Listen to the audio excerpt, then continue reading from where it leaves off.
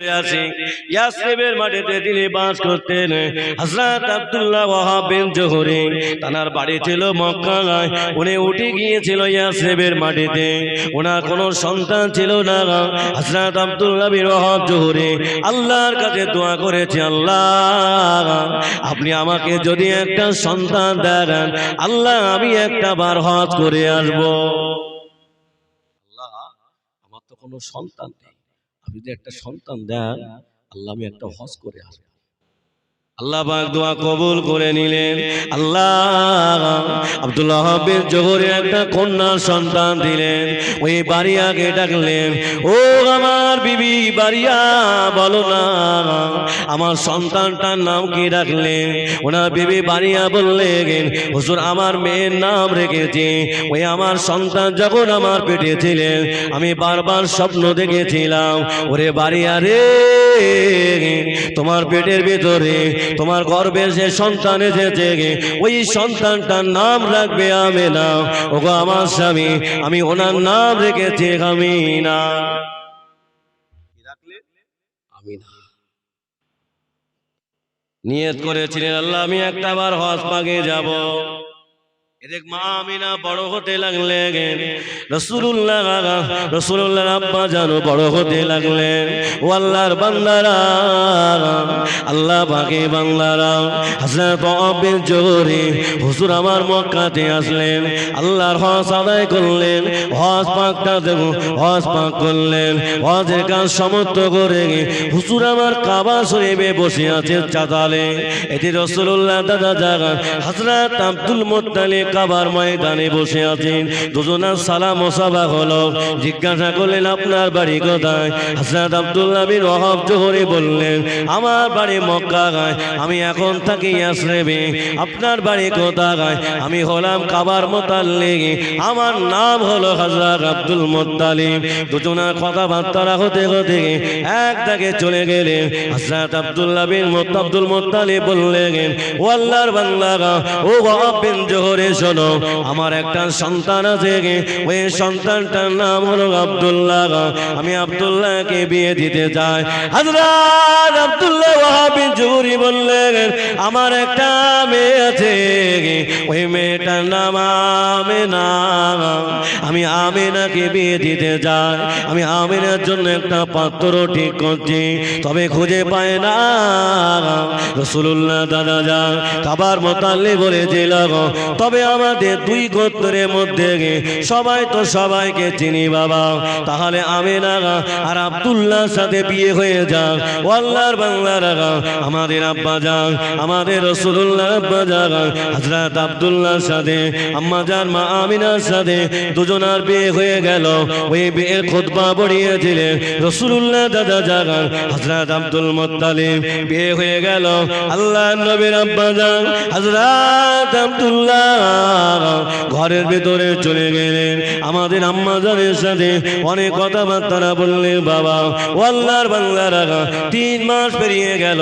হযরত আব্দুল্লাহ বলে, আল্লাহ হযরত আব্দুল্লাহ ভাইরা বলেছিলেন, ও আমার আব্বা জাগান, আমরা তো ব্যবসাতে যাব শাম দেশে, আমাদের ভাই আব্দুল্লাহকে আমাদের সাথে দিয়ে দেন।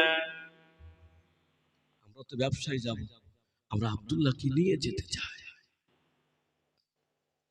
রাসূলুল্লাহ দাদা যান হযরত আব্দুল মুত্তালিব হযরত আব্দুল্লাহকে ডাকলেন, বাবা ছেলে যাও, বাবা তুমি চলে যাও, তোমার ভাইদের সাথে তুমি ব্যবসাতে চলে যাও। ও আল্লাহর বান্দারা, রাসূলুল্লাহ আব্বা যান হযরত আব্দুল্লাহ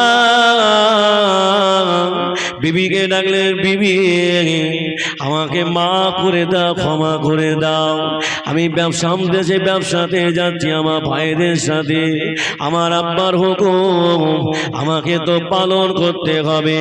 ওগো আমার বিবি, আমার আমি আজ যদি ফিরে না আসি, তুমি আমাকে মাফ করে দিও।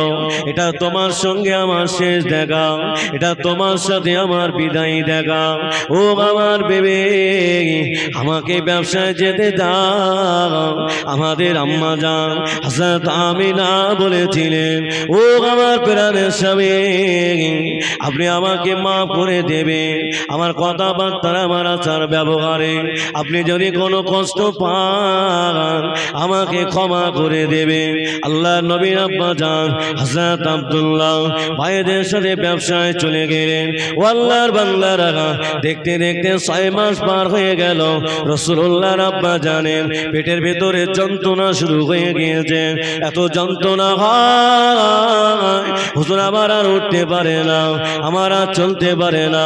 রাসূলুল্লাহর আব্বা জান হযরত আব্দুল্লাহ ভাইদের ডেকে বললেন, ও আমার ভাইরা, আমি আব্দুল্লাহ মনে হয় আর বাঁচবো না।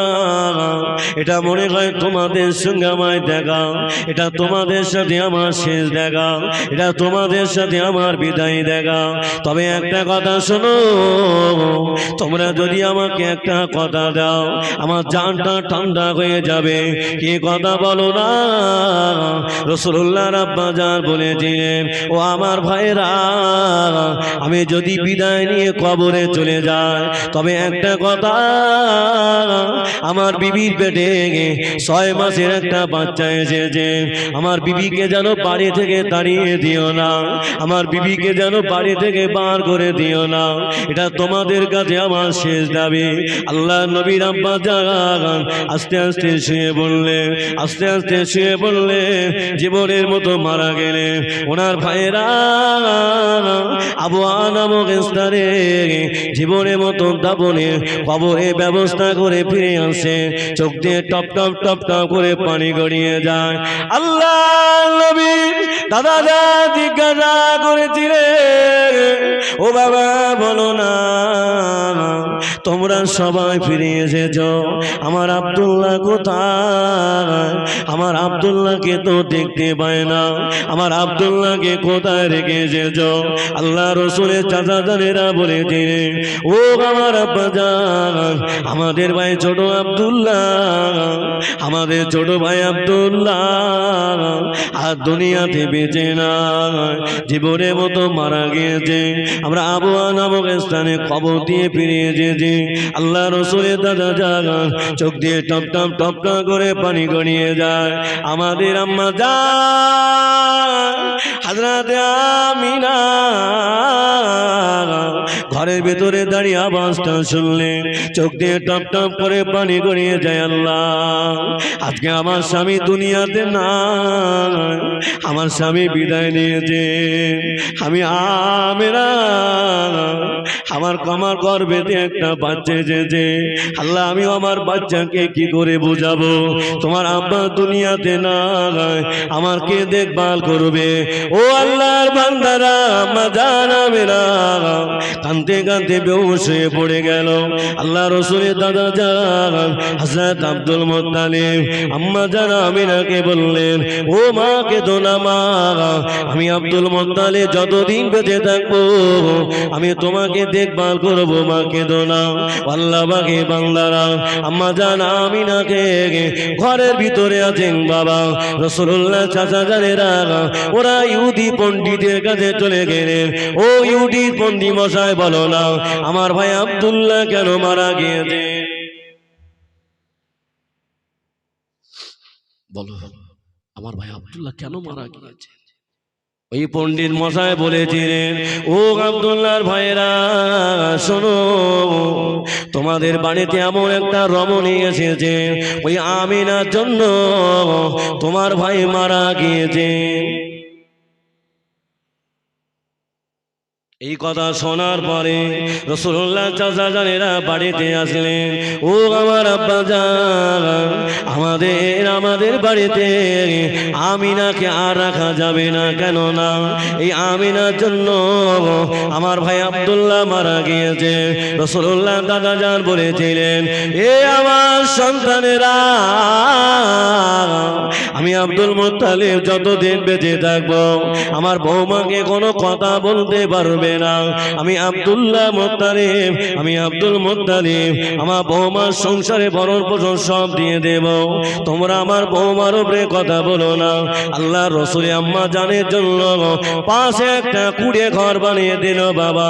আম্মা জান আমিনা ওই কুড়ে ঘরে বসে বসে আল্লাহর ইবাদত করে, কুড়ে ঘরে বসে বসে আল্লাহর কাছে কাছে আল্লাহ আল্লাহ আমার তো এমন রোগ নাই আল্লাহ, আল্লাহ আমার তো এমন রোগ নাই আল্লাহ, কেন মক্কার মানুষেরা আমার নামে অপবাদ দেওয়া শুরু করেছেন আল্লাহ, আমার তো কোনো রোগ নাই। আল্লাহ পাক জানিয়ে দিলেন এ আমার হাবিবের মা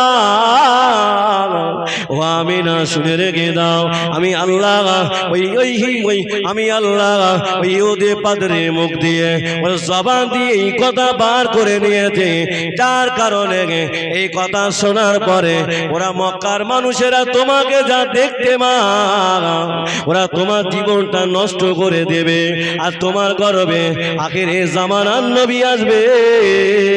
আমি আল্লাহ পাক জানিয়ে দিলাম এই কথা বলার পরে মক্কার মানুষেরা তোমার দিকে মুখ খুলে তাকাবে না, এই কারণে আমি আল্লাহ ওই পাদরি জবান দিয়ে এই কথাটা বার করে নিয়েছিলাম। আমি না কেঁদো না, আমি আল্লাহ সব জানি, ওরা তোমার জীবনটা নষ্ট করে দেবে, আর তোমারই গর্বে আমার হাবিব দুনিয়াতে আসবে। ও আল্লাহ পাকের